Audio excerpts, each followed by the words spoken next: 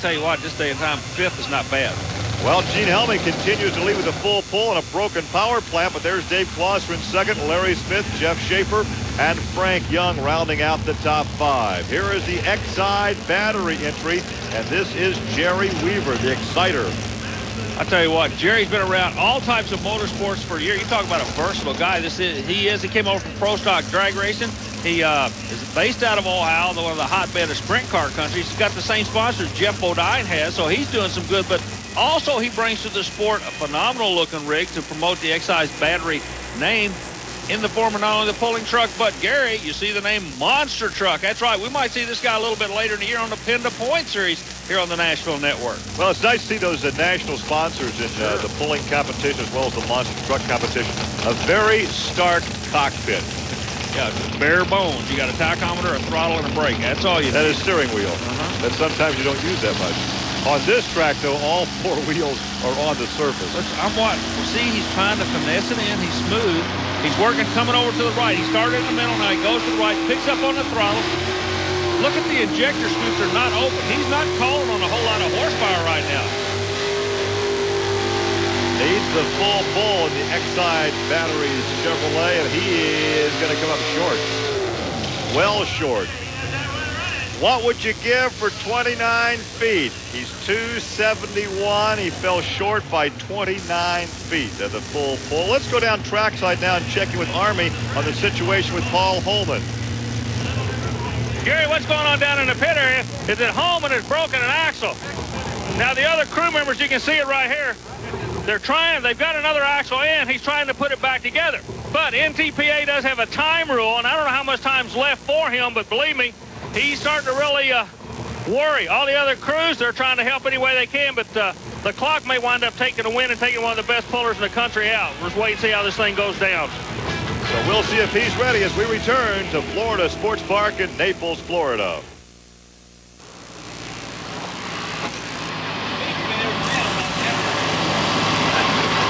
You got one shot, Paul. Make her count. Yeah, they might take the jack out. Yeah, well, the jack was indeed out. That was just moments ago, right after they secured the final lug nut. And Paul Holman was able to bring that Chevy 4Play out for the final pass of the afternoon. I tell you what, this guy's got the pressure on him, though. He's sitting out there in a catbird seat with a broken wing, if you'll allow me. And this guy's going bear hunt with a switch. That was a shot just moments ago of Gene Helming. He has made the full pull, but he is out of competition. He threw the rod in that monster power plant of his.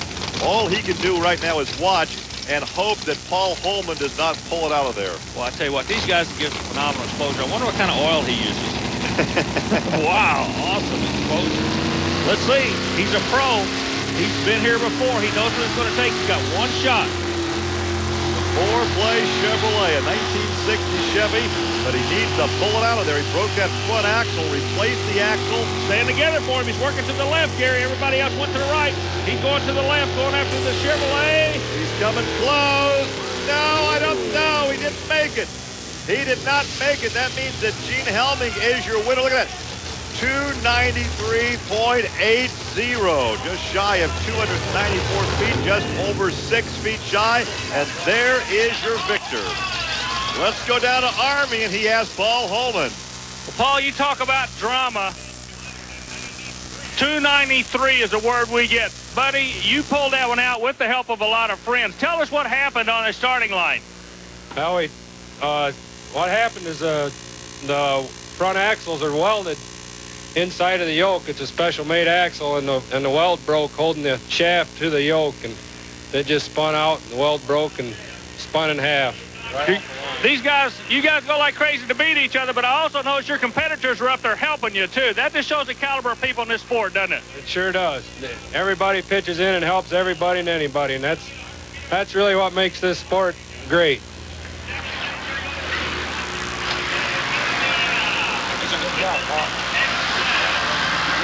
Thanks. I own this guy right here. Well, Gary, you got good days and bad days. A lot of smoke, kicked the rod out the side, but you were the guy that held on for the win on this thing. That's, how do you like it? Happy or sad?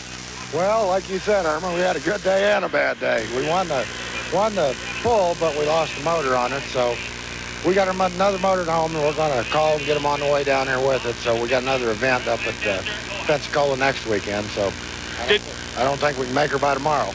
Did you think that anybody would be able to make a full pull once you pulled on the track?